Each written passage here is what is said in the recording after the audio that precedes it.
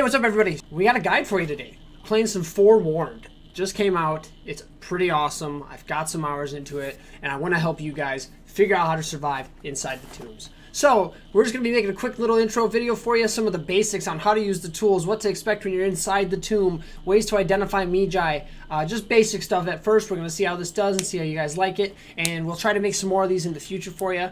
Hopefully we can be helpful, hopefully we can show you some stuff you didn't know, and hopefully if you haven't played it yet, this will lead you to at least try the game out. It's only like 11 bucks on Steam. I don't think it's going to go up too much, so give it a shot. It's really awesome, and I think you'll enjoy yourself. It's very much like Phasmophobia, so if you're a fan of that game, you'll be a fan of this game. That's guaranteed, I promise. Please drop a like, please subscribe to the channel. We're going to be making some more guides for Forewarned. They're going to be coming your way shortly, so please stay tuned. Ring the little bell so you can always know when we're putting a video up, and thank you guys for being here. We'll see you in the next video.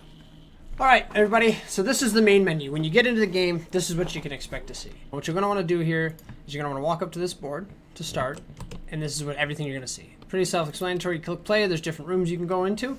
You can host your own room. You can join a private room using a room code. Quick play back. Your settings, all your keybinds and stuff. You can see here all your keybinds. And then your VR gamepad, if you want to use a gamepad. It does support gamepad, which is a pretty cool feature. Up there's the Discord, which I've already joined like way before this game came out, so I'm in that. And then up here you can go into offline mode, just play by yourself if you really want to, which I would advise.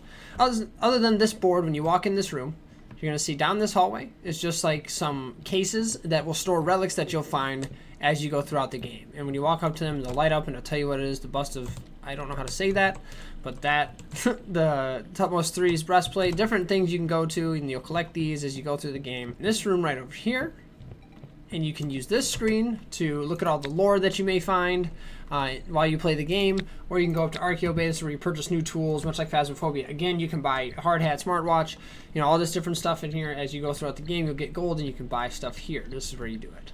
And then the last thing that's important to note about the starting room is the mirror in the bathroom, because this is where you're actually going to change and customize your character.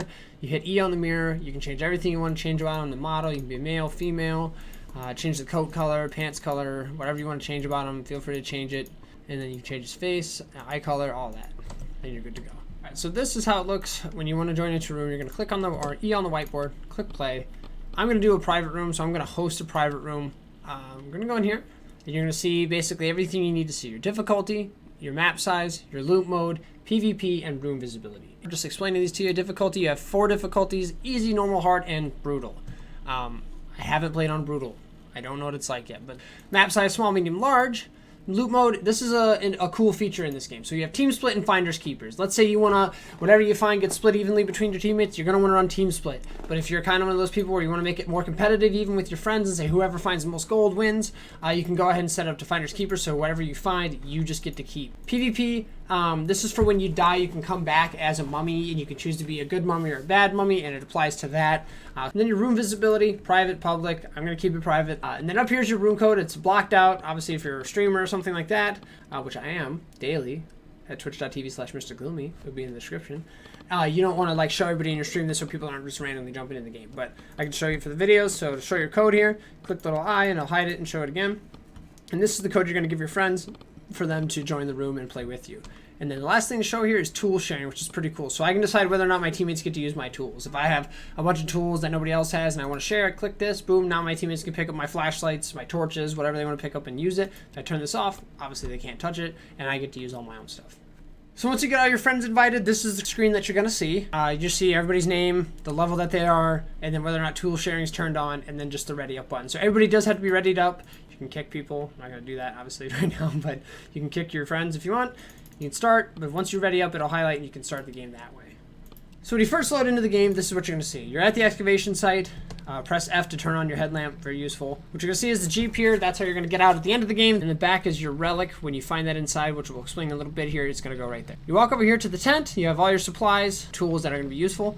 Starting on the left here, this is your map of the tomb. So this will show you everything you need to know. You can mute the sound on here, but it'll show you the entire layout of the tomb, the basic layout anyway, which you can see.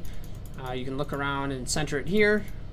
To the right of that is a screen. What you're going to see here is the pictures that you take inside the tomb. They'll show up here as you take them. But the first thing you're going to want to do when you come in here is this guy right here. This is just a laptop. You're going to press E to interact on this. And what this is going to do is download all your objectives for this specific excavation. It's going to tell you everything you want to do to get your extra XP, bonuses, stuff like that. So you'll see it's downloading.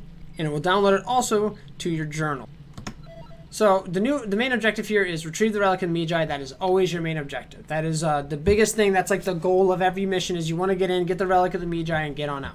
Optional objectives, gold piles collected. You can collect 0 out of 3. So we have 0 out of 3. You want to collect 3 gold piles, capture proof of the Magi's existence, photograph the inner tomb sarcophagus, and gather evidence of preserved remains. And then you're going to go to your bag here, and this is going to be all your tools. Your basic starting tools will be a torch, a flashlight, and a lighter, and then you have a camera over here that you're going to have. The basic camera has 3. Mine is upgraded to have 5, but your basic camera will start with 3 shots. Use them wisely because it's really not enough. You have your torch, your flashlight, and your lighter. You can't light the torch in your inventory unless you have the lighter. So if I pick this up and I pick this up, I can light this in my hand just like this. If I don't have the lighter, obviously my torch is still going to be lit, but I wouldn't be able to light this unless I have that lighter in my inventory, unless my friend lights it for me or I light it off a sconce in the actual tomb itself, and then your flashlight. I like to start usually with my flashlight, my lighter, and my camera. But this is basically what you're going to see when you walk in, and then we'll be getting into the tomb here shortly, and I'll show you what that looks like. So this is what you see when you walk up to the tomb. As you see, my friendo here already lit this one in front of me. This is just the torches. You can light these with a lighter like I have, or with a lit torch like he has. I'll show you here. There's a torch on the wall to the left. You just walk up to it, touch it with the lighter, boom, it's going to light. And then what you're going to see here is stairs leading down to the entrance to the tomb. When you go down here, there's going to be a switch on the right with a blue glyph on it. You're going to see it's an eyeball. And when you hit this, you're going to press E on this to interact. And when you do that, it's going to go up. And the door to the tomb is going to open and your adventure is going to begin. Your first impressions, first thing you're going to see, you're going to walk down in here with your light on, preferably. I'm going to advise that you light these right away. It'll be helpful, and I'll explain why in a little bit. But light the torches so you can see, and then you're just going to kind of wander around here.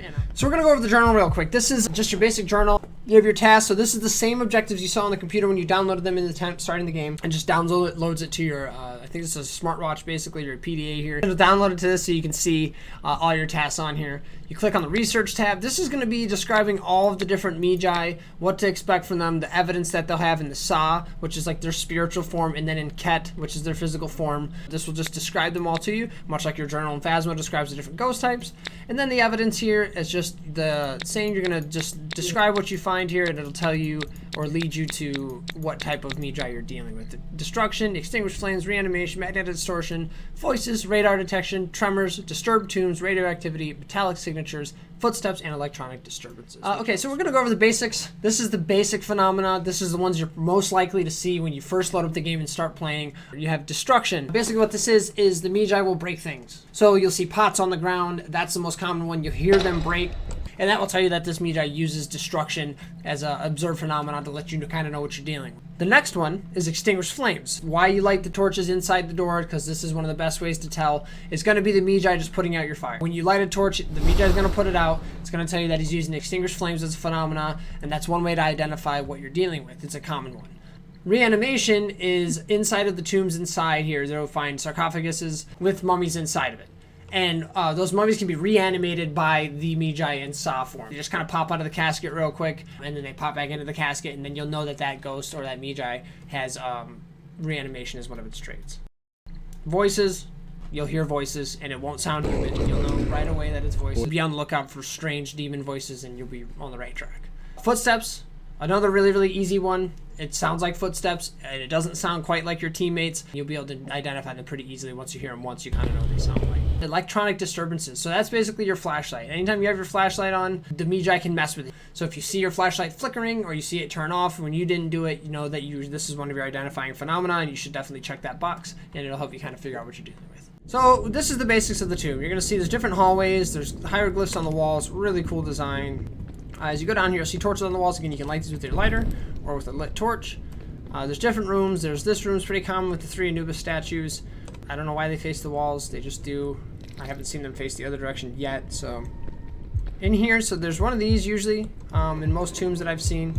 There's like 4 sarcophagi. You can open these up. Inside of these, sometimes you'll find gold like this, which is pretty neat. And then other times you'll find nothing, and there's times you'll find mummies just like this one. Okay, so this is the Magi in Sa form. It's like a smoky cloud. This will be what reanimates the mummies in the sarcophagi. If he gets too close, he can smack you and do some damage. Just be on the lookout for these. They're kind of weird and buggy. They don't quite load in right away. You got to get kind of close, then they'll start to swing. This is just an axe hallway, very simple. Just wait till they're not going and then walk past them. This is a trap room. I didn't light this torch. There's the Magi showing up again. in that saw form just so you can see them. I didn't like this torch. You'll find these rooms where you didn't like this torch. This is a trap room. You can see these little tiny holes in the floor. I'll show you what that is. Spikes. There's a way to get across this, and I'll describe that in a future video, but just for this video, you can see this is a trap room. Okay, so when you're ready to go and you know what Magi you're dealing with, we have Rathos the Damned here. What you're gonna do is come to the door with the 2 eyes, and then again, you're gonna put the correct name in here. So Rathos, you're gonna highlight that one, and then you're gonna press this button here. You're gonna hear a noise letting you know you did it right. And then what's gonna happen is you're gonna go in here, and there's gonna be a relic inside of a sarcophagus. That is the relic of the Magi. That's the main objective of the game. You're supposed to get that and get out. What's gonna happen when this door opens, the Magi will go from its saw form to its cat form into its physical form, and it's going to start to hunt you. It's going to close the door to the tomb, at which point you're going to have to look inside for like a switch that looks just like the switch we saw outside when we first came in the tomb. It's going to be identical to that one with a blue eye on the side of it. Find that switch and flip that switch, and then you'll be able to get out with the relic. And so we'll show you what that looks like here. I'm going to go ahead and press the button. You'll hear the noise, and then you will hear the other door close, and the hunt basically starts at that point. And your job is to find the lever and then get the relic out without dying. Get the prisoner switch.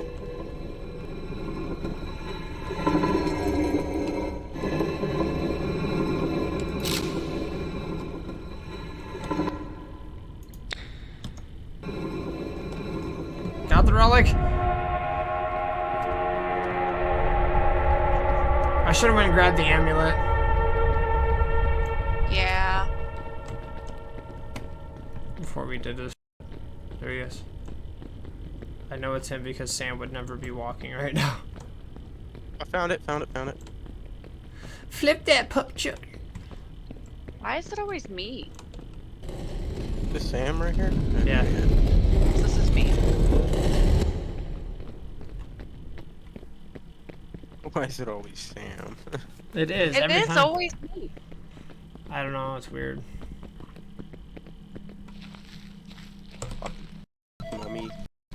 My What I'm actually going to do this time is I'm going to show you guys what happens if you don't do it the right way. So I know for a fact it's Necros the Shadow, but what I'm going to do here just to show you what happens if you don't do it the right way is I'm going to click this button and I'm going to hit that and you'll see. So this is the wrong answer and this is what happens. You'll take some damage here from some spikes. You'll hear that like droning scary noise and then the door's going to close. The front door's going to close. Oh my god, he killed me.